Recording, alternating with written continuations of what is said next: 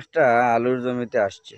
শাহবাজ ভাই ভালো আছেন নি? আসসালামু আলাইকুম ভাই, আপনি কেমন আছেন? জি ভালো আছি। আগেই বলে রাখি এটা হচ্ছে ২ নম্বর ফটিকছড়ি ইউনিয়নের সম্ভবপুর গ্রাম।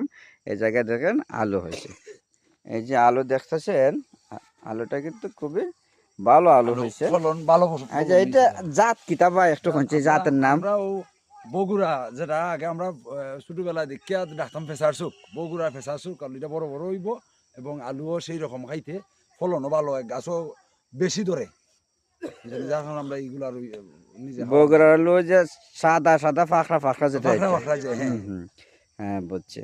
এখন গতবার থেকে এবার তো অবশ্যই আলুর মাঝে লাভবান হওয়ার আশা করতেছেন তাই তো? না, আলু লাভবান না, এবার আলু সস্তা গেছে, আসল দাম। আর এবার তো বৃষ্টি না হওয়ার কারণে যে জায়গাত মানুষে আলু ফসল করছে, এই জায়গাতেই আলু হয়েছে, যার কারণে বাজারের মূল্য সস্তা। এখন বিষয় হচ্ছে যে এটা গতবার নিল মরক রোগে আর এইবার নিল সস্তা। এখন যাই হোক মানে এই উত্তরণের পর তো মনে করেন যদি আলু এই গুদামজাতকরণ করে রাখা যায় আরো কিছুদিন বিক্রি করা হ্যাঁ, যায় কিছুদিন পরে পরে, বিক্রি করলে তাহলে কেন লাভবান হইব, আবার মোটামুটি ইনশাল্লাহ লাভবান লাভ হইব। হইব। যাই হোক আপনার পাশে থাকবেন, আলু চাষ করবেন। এইবার কিন্তু আলু নষ্ট হয় নাই, অনেক ভালো আলুর ফলন ফলন হয়েছে। ভালো, হ্যাঁ, ফলন ভালো হয়েছে। ধন্যবাদ সকলকে।